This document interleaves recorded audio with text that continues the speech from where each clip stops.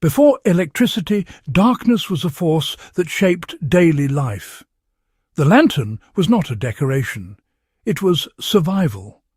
Families gathered around its glow, extending their day, finding safety and community in its light. For farmers and workers, the lantern was a lifeline, making work and emergencies possible after sunset. Every drop of kerosene mattered. Fuel was precious, and its use was carefully managed. This need for thrift created a culture of skill. People learned to master their lanterns, not just use them.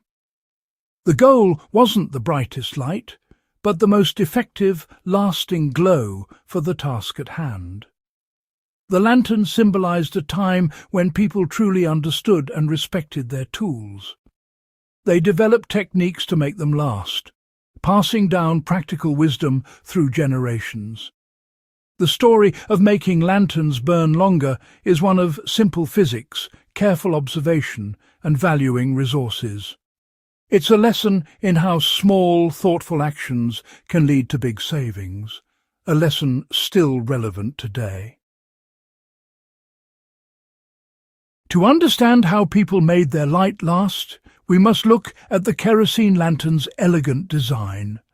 At its core, a fuel reservoir, a cotton wick, and a glass chimney. The wick draws kerosene up by capillary action, just as plants draw water. The flame burns kerosene vapour, not the liquid itself. The glass chimney protects the flame and creates an updraft, drawing in fresh air for a steady burn. Everything is interconnected: fuel, wick, air, and heat. Adjusting one affects the others, making the lantern a dynamic system. People instinctively learn to manage this balance, becoming active participants in the process. Mastery meant carefully controlling fuel, wick, and air for the perfect, enduring glow. Efficiency was an art, not an accident. Many beginners made the mistake of turning the wick up high for maximum brightness, but this wasted fuel.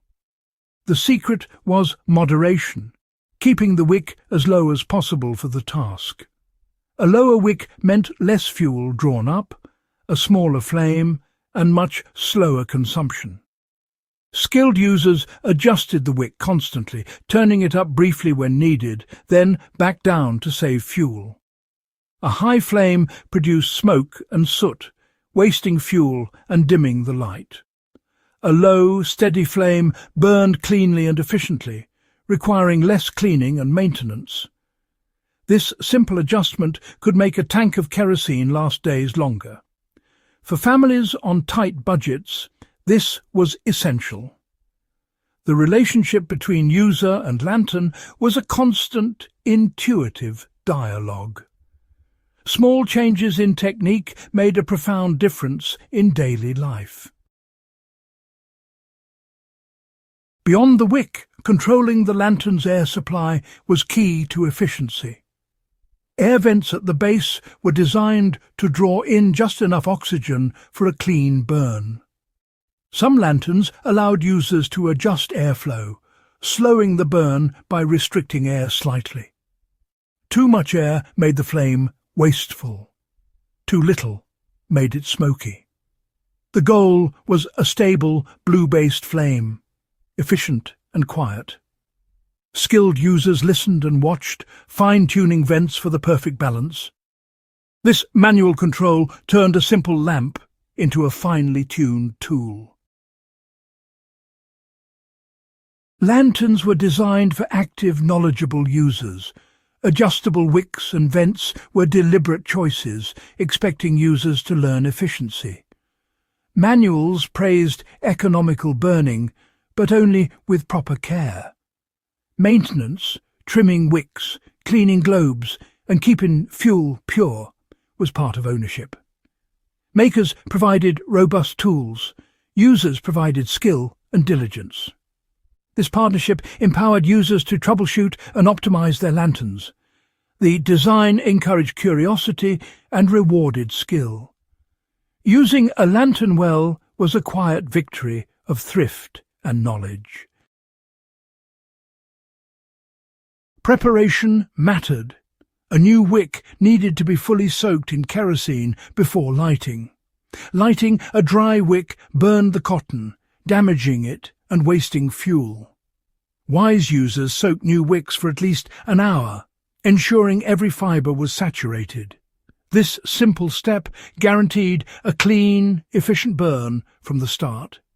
It dramatically extended the wick's life and improved performance.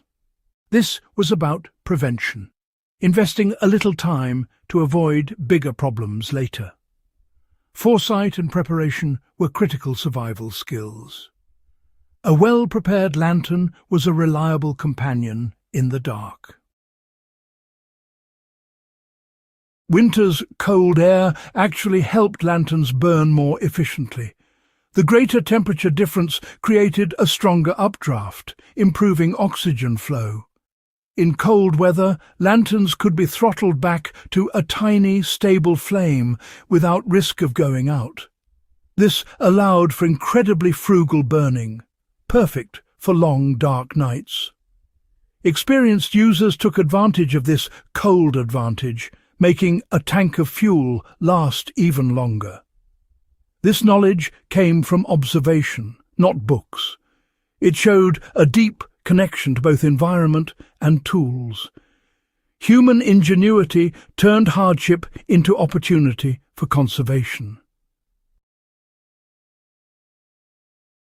The lantern story isn't just history, it's a guide for today. The principles of resource management and mindful consumption are more relevant than ever. In emergencies or daily life, efficiency matters. Use only what you need when you need it. This mindset applies to everything: lights, appliances, energy.